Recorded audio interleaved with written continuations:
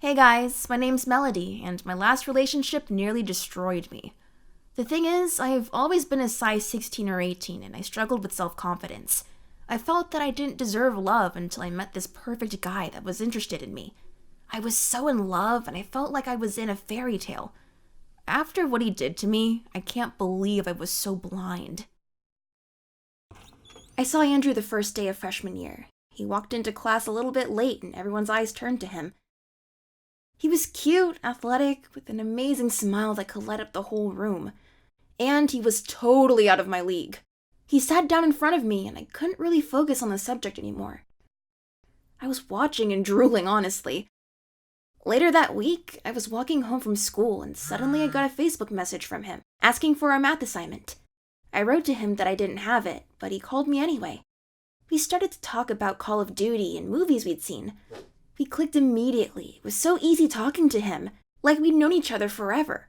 When I got home, I couldn't keep myself from smiling. Soon enough, we were on the phone for hours every night. He even came to my home. I introduced him to my parents. He introduced me to his. But we never really talked at school. If he'd see me in the hallway, he'd just give me a nod or a half smile and walk away. I figured he liked me and just didn't want everybody knowing his business. You know, those couples who always walk around glued to each other or kissing all around the school really look ridiculous. But those hours after school with Andrew's arm around me and my head on his chest were everything. On days when I'd feel self-conscious about my body, he'd hold me and say, "Anyone who can't see how beautiful you are is blind." He helped me to see myself in a different light. He was everything you'd want from a boyfriend, supportive and kind. About 3 months went by. And then one night before we got off the phone, he sounded kind of nervous and blurted out, "I love you." My heart was racing. It was like time had stopped. I think I managed to say, "I love you too," also stuttering. Then I hung up the phone and wanted to scream my lungs out.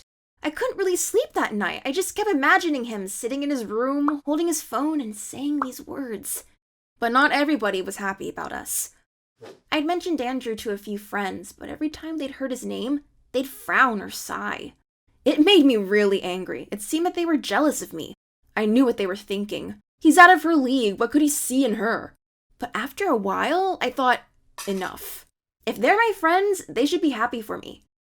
It was Friday. We were sitting at the lunch table when I lashed out at them. I told them, "I'm happy and he's happy. Why can't you see that?" Then one of my friends looked at me in the eyes and just lied to me. She told me that Andrew was saying horrible things about me behind my back. That I'm fat, that we weren't even friends, that I'm just making stuff up. Of course, I thought, how could they know? They don't know him. They judged him from the start. I immediately laughed at them and walked away. At the time, I kind of thought that I didn't need those friends. I only needed him. That night, I was talking with Andrew on the phone and I asked him about it. Of course, he denied it. He said, "I love you. I'd never do that to you."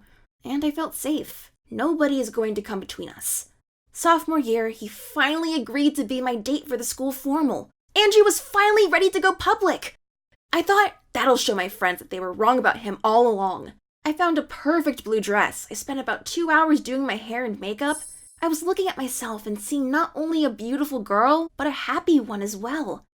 Hours before the dance, though, his mom called and said Andrew had an eye infection and couldn't make it.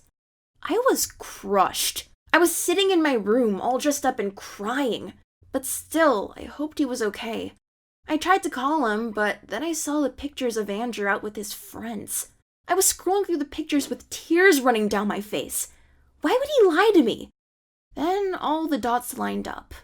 It all made sense. Him not wanting to go public, the rumors about what he was saying behind my back. Even though it made me feel like a dirty secret and it crushed my self-esteem even more, I couldn't let him treat me this way. The next day, after school, I called him and said that I didn't want to see him or talk to him anymore. He was beyond angry. He got all defensive and said that he never loved me anyway. I cried my eyes out that week. I would hide in bathroom stalls during breaks, crying, ashamed, thinking everybody knows how ugly and pathetic I am. But one time, I saw him laughing near the class, this evil, uncomfortable laugh. And I saw everything in a different light. I'm not the problem. He is. As soon as I understood that, I stopped hating myself. And as I became more confident and happy with myself, guys even started paying attention to me. Now I feel that there are better, more confident guys out there who will feel lucky to be seen with me, and know that pretty comes in sizes other than 0.